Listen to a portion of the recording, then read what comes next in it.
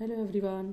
तो ये जो हमने ज्योग्राफी के अभी टेस्ट सीरीज़ को सॉल्व किया है, इसका आज फाइनल पार्ट्स हम कर लेते हैं। रेस्ट ऑफ द क्वेश्चन जितने भी बचे हैं उन्हें एक ही वीडियो में फाइनल कर लेते हैं। इसके बाद में हम नेक्स्ट टेस्ट सीरीज़ पर चलेंगे, ठीक है। तो वेगनर महोदय के बारे में आपने सुना ही होगा। इन्होंने महाद्वीपीय विस्थापन के सिद्धांत को दिया था।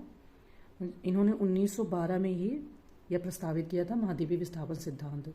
तो यहाँ पर क्वेश्चन कह रहा है कि वेगनर के अनुसार महाद्वीपीय विस्थापन हेतु उत्तरदायी पोलर फ्लीइंग बल निम्नलिखित में से किससे संबंधित है।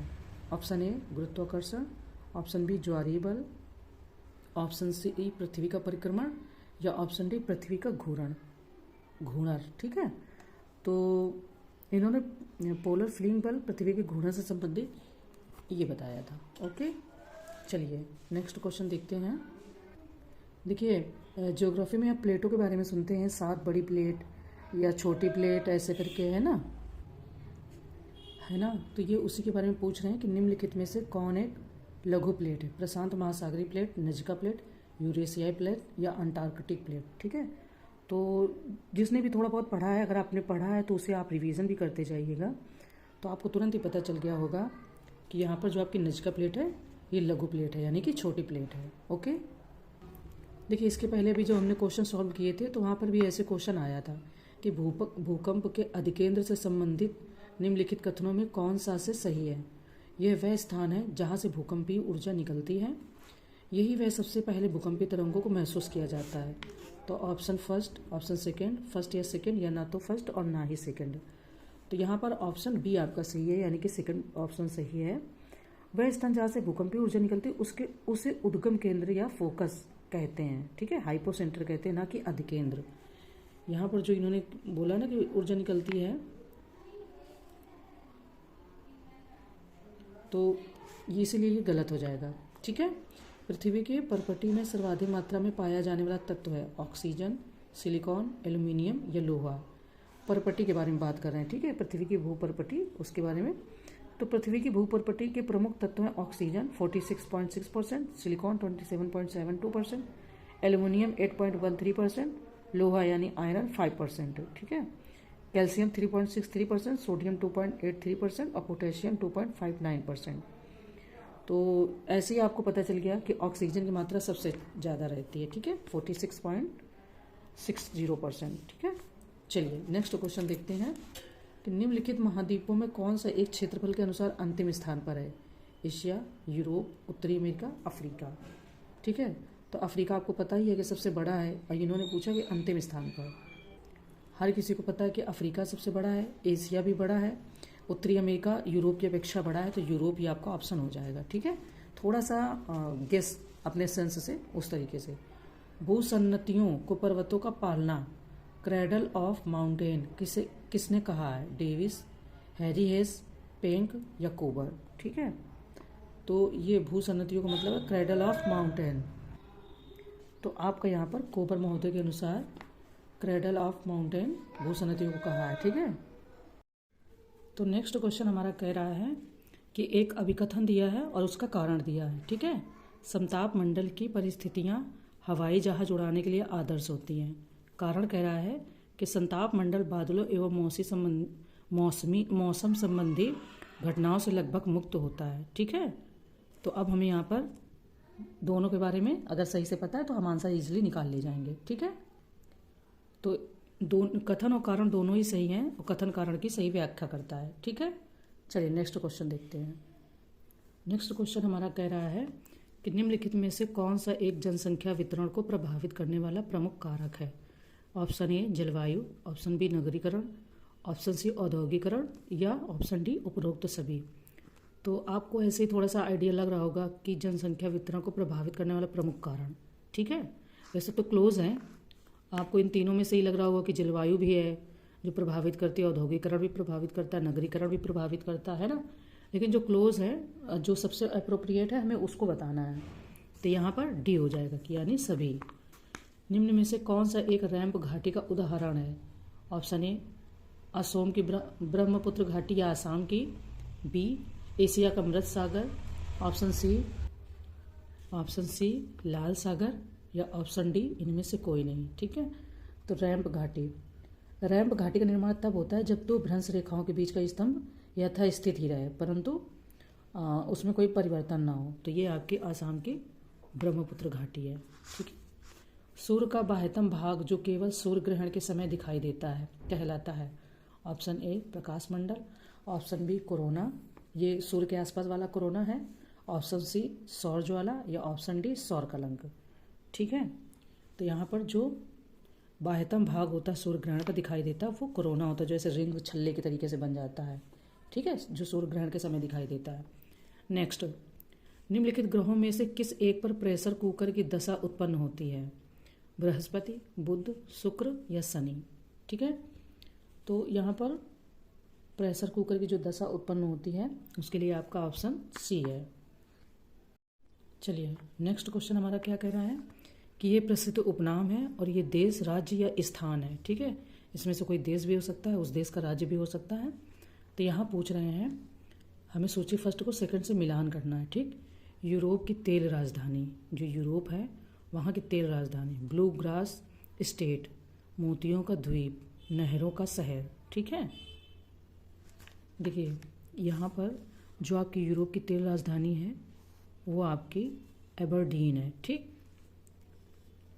जो ब्लू ग्रास स्टेट है ये आपकी केंटुकी है।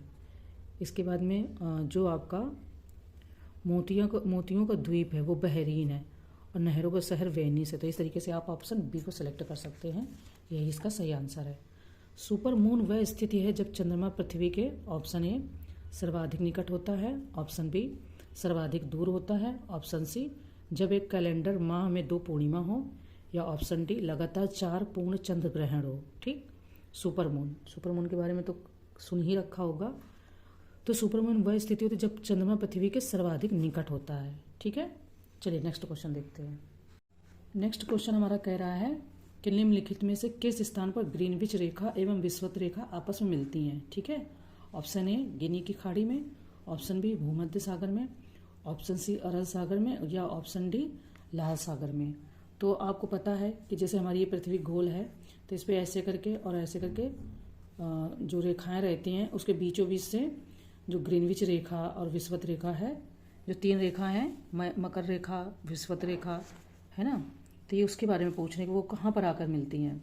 तो पृथ्वी के गोल पर शून्य अंश के अक्षांश को विषुवत रेखा या भूमध्य रेखा कहते हैं। ठीक है। शून्य अंश देशांतर रेखा को ग्रीनविच रेखा या प्रधान मध्याह्न रेखा कहा जाता है। तो ये या आपकी गिनी की खाड़ी जो है यहाँ पर आकर मिलती हैं। ओके। निम्नलिखित में से कौन एक सही सुमेलित नहीं है? पहली बात तो एक और सही सुमेलित नहीं है, 2 चीज़ें याद रखनी है। ऑप्शन ए ग्रहों की गति का नियम केपलर, ऑप्शन बी सौरमंडल की खोज Copernicus, option C Cape of Good Hope Columbus, option D उत्तरी ध्रुव की खोज रॉबर्ट पिपरी। ठीक है।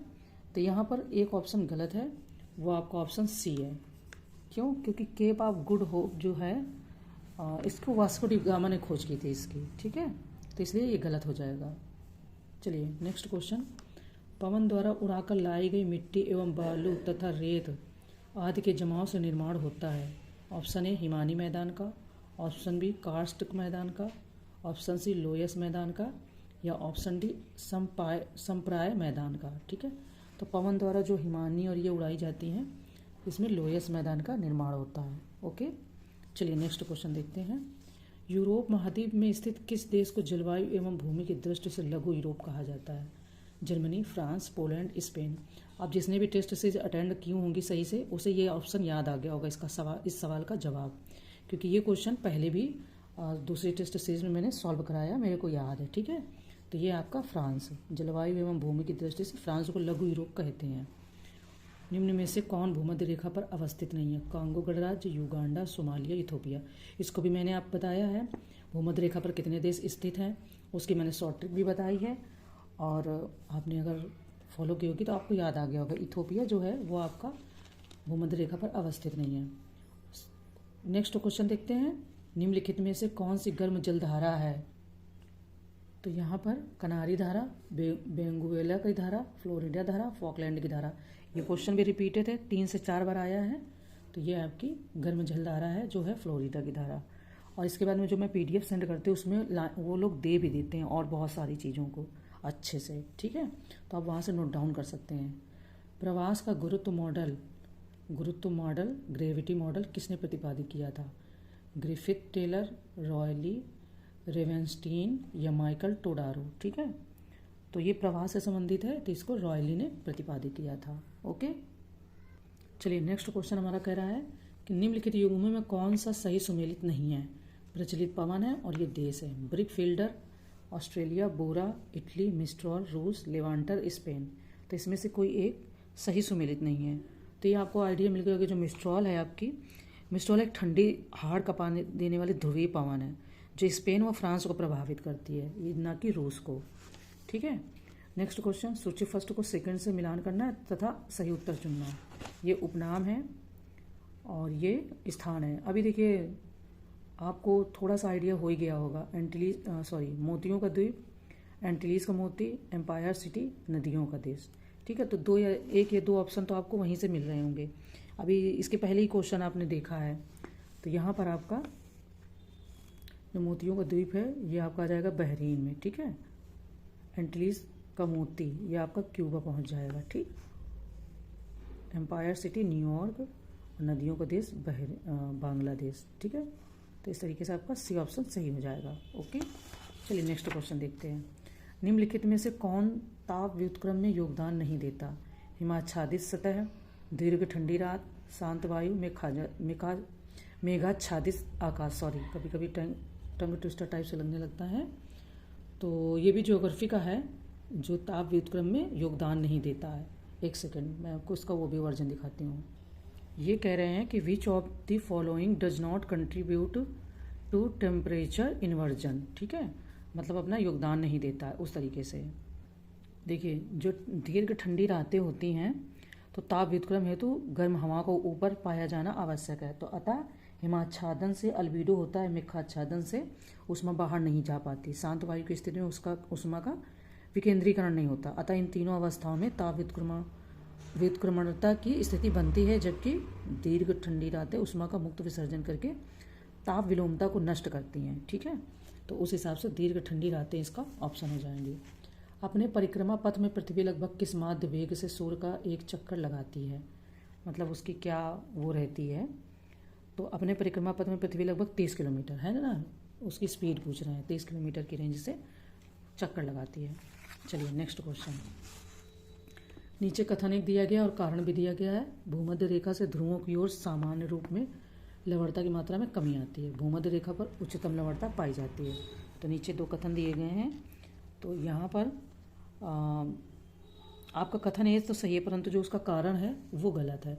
ठीक है, ये सही है किंतु कारण जो है वो गलत है। सागरीय जल के भार एवं उसमें घुले पदार्थों के भार के अनुपात को सागरीय लवणता कहते हैं। तो महासागरों की औसत लवणता 35% है। भूमध्य रेखा से ध्रुवों की ओर समांतर लवणता में कमी आती है, जबकि भूमध्य रेखा पर उच्चतम लवणता नहीं मिलती है। यद्यपि यहाँ उच्च वाष्पीकरण होता है, परंतु यहाँ होने वाली वर्षा यहाँ की लवणता को, देखिए एक चीज़ समझिए, जिस क्षेत्र में ज़्यादा बारिश होगी वहाँ तालाबों में पानी जाएगा, लवणता तो होगी पर वो ज़्यादा पानी की मात्रा में घुल घुल के निकल जाएगी। जहाँ पानी की जो बारिश होती बहुत कम होगी, जैसे राजस्थान में आप देखना वाइटनेस सी वाइट सा रहता है मिट्टी में, है ना। कोई चीज़ें होंगी जैसे कि कूलर हो गया, इसके ऊपर आपको वाइट सा नमक सा एहसास होगा, वो सॉल्टी, तो वो लवणता इस तरीके से लगती है। जिस क्षेत्र में ज़्यादा पानी उस क्षेत्र में कम लवणता, जिस क्षेत्र में कम पानी उस क्षेत्र में ज़्यादा लवणता, इसका ऐसा कॉन्सेप्ट होता है। ज्योग्राफी में जब डीपली कोई पढ़ाएगा ज्योग्राफी पूरी, तो उसमें आपको ये चीज़ जरूर सर बताएंगे। ठीक है, कि लवणता कैसे बढ़ती है घटती है। ओजोन परत पाई जाती है। ऑप्शन ए समताप मंडल के निचले भाग में, ऑप्शन बी क्षोभ मंडल के निचले भाग में, ऑप्शन सी समताप मंडल के उच्च भाग में, ऑप्शन डी आयन मंडल के मध्य भाग में। ओजोन परत, ठीक है, तो ये आपके समताप मंडल के निचले भाग में ओजोन परत पाई जाती है। निम्नलिखित में से कौन सी वायुमंडलीय परत जैविक क्रियाओं के लिए सबसे महत्वपूर्ण है? समताप मंडल, आयन मंडल, मध्य मंडल या क्षोभ मंडल? ये भी इंपॉर्टेंट है और अच्छे खासे क्वेश्चन आयोग पूछता है। तो जैविक क्रियाओं के लिए क्षोभ मंडल इंपॉर्टेंट है। नेक्स्ट क्वेश्चन, निम्न स्थानीय पवनों में कौन अन्य तीन से भिन्न है? पुनास, फोन, खमसिन, सोलेनो। ठीक है, देखिए जो पुनास है वो एक ठंडी शुष्क पवन है। ठीक है, बाकी सभी गर्म कह सकते हैं। ठीक, चलिए सूची फर्स्ट को सेकंड से फिर मिलान करना है। स्थानीय पवन है, क्षेत्र है। काराबुरान, टेम्पारोल, सिस्टन, सिमोव। आपको यहाँ पर मिलान करना है। क्या काराबुरान मध्य अमेरिका में, पूर्वी ईरान, मध्य एशिया, अरब रेगिस्तान। ठीक है, तो इसका आंसर बताना है। देखिए काराबुरान जो है वो आपकी काराबुरान है वो आपकी मध्य एशिया की है। ठीक है, टेम्पोरोल है ये मध्य अमेरिका में, ये आपकी पूर्वी ईरान में, और सिमोम आपकी अरब रेगिस्तान में। तो इस तरीके से आप ऑप्शन सी सही हो जाएगा। ओके, चलिए नेक्स्ट क्वेश्चन कह रहे हैं तापीय व्युत्क्रमण की स्थिति में। ऑप्शन ए, प्रति 1 किलोमीटर की ऊंचाई पर तापमान में 6.5 डिग्री से की कमी आती है। बी ऑप्शन, प्रत्येक 165 मीटर की ऊंचाई पर तापमान में 1 डिग्री से की कमी आती है। सी, ऊंचाई बढ़ने के साथ तापमान घटता है। या डी, ऊंचाई बढ़ने के साथ तापमान बढ़ता है।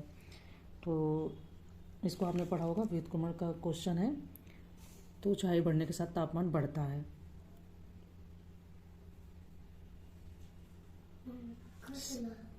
देखिए वैसे तो कॉन्सेप्ट है सामान्य रूप से ऊंचाई बढ़ने पर तापमान में गिरावट आती है, किंतु जब यह क्रम उलट जाता है अर्थात ऊंचाई बढ़ने के साथ साथ तापमान में भी वृद्धि हो तो इसे तापीय व्युत्क्रमण कहते हैं। तापीय व्युत्क्रमण की दिशा में स्वच्छ आकाश, शुष्क हवा व मंद समीर की स्थिति में अधिक प्रभावी हो जाती है। ठीक है, इसलिए इसका कॉन्सेप्ट है कि फिर ऊंचाई बढ़ने के साथ तापमान बढ़ता है, ये व्युत्क्रमण की स्थिति में है, नॉर्मल में नहीं है। ओके, नेक्स्ट क्वेश्चन, निम्नलिखित में से कौन एक नदी वल्दाई की पहाड़ी से निकलती है? रियो ग्रांडे, वोल्गा, नाइजर या कांगो जायरे। वो वल्दाई की पहाड़ी से निकलती है। ठीक है, तो ये आपकी जो वोल्गा नदी है ना, वल्दाई पहाड़ी से निकलकर कैस्पियन सागर में गिरती है, और ये यूरोप की सबसे लंबी नदी है वोल्गा। चलिए नेक्स्ट क्वेश्चन, ग्रेट ब्रिटेन के अंतर्गत निम्नलिखित में से कौन सा से सम्मिलित है? उत्तरी आयरलैंड, वेल्स, स्कॉटलैंड, इंग्लैंड। 1, 2, 3 एवं 4, 1, 3 एवं 4। ऑप्शन सी 1, 2 एवं 4 या ऑप्शन डी 2, 3 एवं 4। ठीक है, तो यहाँ पर आपका ग्रेट ब्रिटेन के अंतर्गत इंग्लैंड, वेल्स, स्कॉटलैंड एवं नॉर्थ आयरलैंड ग्रेट ब्रिटेन के अंतर्गत सम्मिलित है। ओके, जो नेक्स्ट क्वेश्चन है वो आपका कह रहा है कि किस वायुमंडलीय परत में संचार उपग्रह अवस्थित किए जाते हैं? यानी कि जो आपके ये उपग्रह भेजे जाते हैं ना, प्रक्षेपित किए जाते हैं, वो किस परत में? ऑप्शन ए समताप मंडल में, ऑप्शन बी आयन मंडल में, ऑप्शन सी क्षोभ मंडल में या ऑप्शन डी बहिर्मंडल में। ठीक है, तो जो आपके ये उपग्रह भेजे जाते हैं ये आपके आयन मंडल में प्रक्षेपित किए जाते हैं। ओके, चलिए नेक्स्ट, जननांकीय संक्रमण सिद्धांत का उपयोग होता है। ऑप्शन ए, किसी क्षेत्र की जनसंख्या के वर्णन हेतु, ऑप्शन बी भविष्य की जनसंख्या के पूर्वानुमानों हेतु, या ऑप्शन सी ए और बी दोनों, या डी इनमें से कोई नहीं। ठीक है, तो आपका ए और बी दोनों ही सही हो जाएंगे। ओके, चलिए नेक्स्ट क्वेश्चन देखते हैं, निम्नलिखित में से कौन सा एक प्रवास हेतु प्रतिकर्ष कारक नहीं है? बेरोजगारी, ऑप्शन बी प्राकृतिक आपदा, ऑप्शन सी महामारी या ऑप्शन डी चिकित्सा शैक्षणिक सुविधा। तो इसको अगर आप थोड़ा सा गेस भी करोगे तो आपको इसका आइडिया हो जाएगा या आंसर मिल जाएगा।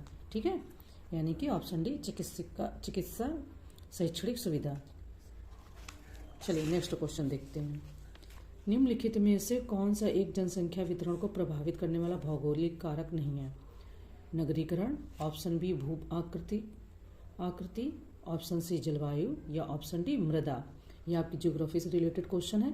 अगर आपने एनसीईआरटी को भी बहुत अच्छे से पढ़ा है तो फिर आपको आंसर इजीली आ जाएंगे। ठीक है, जो आपका यहाँ पर क्वेश्चन पूछ रहा है ना कि इनमें से भौगोलिक कारक नहीं है, तो जो नहीं है वो बताना है। ठीक है, जनसंख्या वितरण को प्रभावित करने वाले, तो जनसंख्या वितरण को प्रभावित करने वाले भौगोलिक कारक जल की उपलब्धता होती है, भू आकृति होती है, जलवायु होती है, मृदा होती है इत्यादि। ठीक है, जबकि नगरीकरण, तो आपका नगरीकरण नहीं है।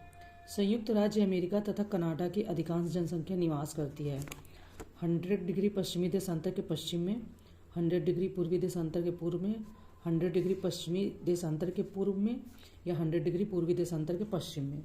तो संयुक्त राज्य अमेरिका और कनाडा आपको पता ही है बॉर्डर शेयर करते हैं, तो ये यहाँ पर 100 डिग्री पश्चिमी देशांतर के पूर्व में निवास करती है। ओके, नेक्स्ट क्वेश्चन, निम्न में से कौन से शीत एवं शुष्क पवन है? फोन, चिनूक, सिराको या मिस्ट्रॉल।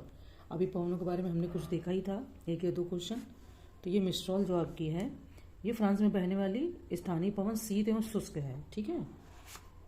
चलिए नेक्स्ट क्वेश्चन में ये पर्वत हैं और उनके सर्वोच्च बिंदु हैं, तो कौन से सही सुमेलित है ये बताना है। Andes, Aconcagua, Rocky, Mount Elbert, Great Dividing Range, Mount Kosciuszko, ठीक है। तो यहाँ पर ऑप्शन फर्स्ट या थर्ड सही है, ऑप्शन बी फर्स्ट सेकंड या थर्ड, ऑप्शन सी सेकंड या थर्ड, या option D first and second, ठीक है। तो यहाँ पर आपके ऑप्शन बी यानी कि फर्स्ट सेकंड और थर्ड तीनों ही सही है। चलिए निम्नलिखित में से कौन सा एक राइन नदी के संबंध में सत्य नहीं है। यहाँ पर सत्य नहीं है पूछ रहे हैं। यह यूरोप का सबसे व्यस्ततम आंतरिक जल परिवहन मार्ग है। यह यूरोप की सबसे लंबी नदी है। राइन नदी को कोयला नदी भी कहते हैं। यूरोप का सबसे व्यस्ततम बंदरगाह रॉटरडैम इसी नदी पर स्थित है, ठीक है। तो यहाँ पर कोई एक ऑप्शन गलत है, वो आपको बताना है। देखिए अभी थोड़ी क्वेश्चन पहले ही हमने बात की थी कि जो वल्दाई पहाड़ी से निकलती है वोल्गा नदी, वो यूरोप की सबसे लंबी नदी है। तो राइन नदी फिर इस जगह पे ये ऑप्शन गलत हो जाता है, ठीक है। ये इसका आंसर है। क्वेश्चन नंबर नेक्स्ट, निम्न में से सापेक्षिक आर्द्रता की सही परिभाषा है। ऑप्शन ए वायु के प्रति इकाई भार में जलवाष्प का भार, ऑप्शन बी वायु के प्रति इकाई आयतन में विद्यमान जलवाष्प की मात्रा, ऑप्शन सी किसी भी तापमान पर वायु में उपस्थित जलवाष्प तथा उसी तापमान पर उसी वायु की जलवाष्प धारण करने की क्षमता के अनुपात को, या ऑप्शन डी उपरोक्त में से कोई नहीं, ठीक है। तो यहाँ पर आपके ऑप्शन सी सही हो जाता है। ओके चलिए नेक्स्ट क्वेश्चन देखते हैं। नेक्स्ट क्वेश्चन कह रहा है कि निम्नलिखित में से कौन सा से महासागरीय जलधाराओं की उत्पत्ति एवं उनकी गति को प्रभावित करने वाले प्रमुख कारक है, ठीक है। पृथ्वी का परिभ्रमण, पृथ्वी पर गुरुत्वाकर्षण, या वाष्पीकरण एवं वर्षा। कूट की सहायता से सही उत्तर का चयन करें, ठीक है। तो यहाँ पर हमें कूट की सहायता से सही उत्तर का चयन करना है, ठीक है। तो आपका फर्स्ट सेकंड और थर्ड तीनों ही सही हैं। महासागरीय जलधाराओं की उत्पत्ति एवं उनकी गति को प्रभावित करने वाले तीनों कारक सही है। अब यहाँ पर कथन और कारण दिया गया है। कथन कह रहा है कि भूमध्य रेखीय क्षेत्रों में वार्षिक तापांतर बहुत कम होता है, कारण भूमध्य रेखीय क्षेत्रों में वर्ष भर तापमान एक सा रहता है। यही सेम क्वेश्चन इसके पहले आया ही था, तो आपको आंसर आ ही गया होगा, ठीक है। तो यहाँ पर ऑप्शन ए सही है। ओके चलिए नेक्स्ट, निम्नलिखित युग्मों में से कौन सा एक सही सुमेलित नहीं है। पहली बात तो सही सुमेलित नहीं ये बताना है, और एक की बात हो रही है। ये प्रमुख खनन केंद्र हैं और ये इनकी अवस्थिति है। बुरहान पहाड़ी कुवैत, मार्कैबो झील प्रदेश Venezuela, Westphalia Germany, Donets Basin Canada, ठीक है। तो ये वहाँ पर ये प्रमुख खनन केंद्र हैं और ये इनकी अवस्थिति है। तो इसमें से कोई एक गलत है। डोनेट्स बेसिन जो है वो यूक्रेन में स्थित है, ठीक है, यही इसका ऑप्शन है। ये कनाडा में नहीं है, ये यूक्रेन में है। तो यही आपका आंसर हो जाएगा। ओके चलिए, विश्व का सबसे लंबा ट्रांस साइबेरियन रेल मार्ग जोड़ता है। ऑप्शन ए व्लादिवोस्टोक को सेंट पीटर्सबर्ग से, ऑप्शन बी चेलियाबिंस्क को वैंकूवर से, ऑप्शन सी कोलंबिया को सेंट पीटर्सबर्ग से, या ऑप्शन डी सेंट जोन्स को सेंट पीटर्सबर्ग से, ठीक है। तो काफ़ी इंपॉर्टेंट क्वेश्चन और काफ़ी पूछा जाता है। व्लादिवोस्टोक को सेंट पीटर्सबर्ग से। चलिए नेक्स्ट क्वेश्चन देखते हैं। नेक्स्ट क्वेश्चन हमारा कह रहा है कि निम्नलिखित पारिस्थितिकी तंत्र वर्गीकरणों पर विचार कीजिए। Option A taiga, option B उष्णकटिबंधीय सदापर्णपाती, ऑप्शन थर्ड उष्णकटिबंधीय पर्णपाती, या ऑप्शन फोर टुंड्रा। इन पारिस्थितिकी तंत्र वर्गीकरण के एल्बिडो मूल्य का घटताक्रम है, ठीक है। तो यहाँ पर एल्बिडो मूल्य का घटताक्रम बताना है। देखिए किसी सतह की परिवर्तन क्षमता को एल्बिडो कहते हैं। जैसे सफ़ेद जो बर्फ़ है उस पर अगर सूर्य की किरणें आएंगी तो बहुत कम किरणें उसमें मतलब रुकेंगी और चला जाएगा, तापमान वापस हो जाएगा। उसकी जगह अगर वहीं पर कोई दलदली भूमि है, ठीक है, तो वो ज़्यादा उसको अब्जॉर्ब करती है। एल्बिडो का एक ऐसा ही कॉन्सेप्ट है। तो यहाँ पर आपका घटताक्रम हो जाएगा 4, 1, 3, 2, ठीक है। चलिए नेक्स्ट क्वेश्चन, निम्न पर विचार करें। एल्यूमिनियम, कृषि उत्पादित अपशिष्ट, आर्सेनिक, उपरोक्त में से कौन सा से जैव अनिम्नीकरण प्रदूषक है। फर्स्ट तथा थर्ड, सेकेंड तथा थर्ड, फर्स्ट या सेकेंड, या उपरोक्त सभी, ठीक है। तो आपके फर्स्ट और थर्ड सही हैं। नेक्स्ट क्वेश्चन, निम्नलिखित में से किस एक की कृषि को मुख्यतः यूरोपीय कृषि कहा जाता है? कॉफी, चाय, गन्ना या चुकंदर? ठीक है, तो यहाँ पर चुकंदर की कृषि को यूरोपीय कृषि कहा जाता है। यह मुख्यतः समशीतोष्ण कटिबंध की फसल है। इससे चीनी भी बनाई जाती है। ठीक है, चलिए नेक्स्ट क्वेश्चन, निम्नलिखित में से कौन सी एक नहर पश्चिमी जर्मनी में उत्तरी सागर को बाल्टिक सागर से जोड़ती है? सु नहर, कील नहर, वोल्गा नहर या वेलंड नहर? ठीक है, तो यहाँ पर आपकी जो पड़ती है वो पड़ती है कील नहर। नेक्स्ट क्वेश्चन कह रहे हैं कि विश्व की प्रमुख जनजातियों तथा उनके निवास स्थान के युग्मों में से कौन सा से सही सुमेलित है? जनजातियां, निवास स्थान। बद्दू, नफूद मरुस्थल, बुशमैन, कालाहारी मरुस्थल, समाई, मलाया प्रायद्वीप, बोरा, उत्तरी अरब। तो कौन से सही सुमेलित है ये बताना है। बोरा जनजाति का निवास स्थान पश्चिमी अमेजन बेसिन है। ठीक है, बोरा। तो यहाँ पर आपका ऑप्शन ए सही है। फर्स्ट, सेकंड तथा थर्ड सही है, बोरा का पश्चिमी। ठीक है, तो थैंक यू।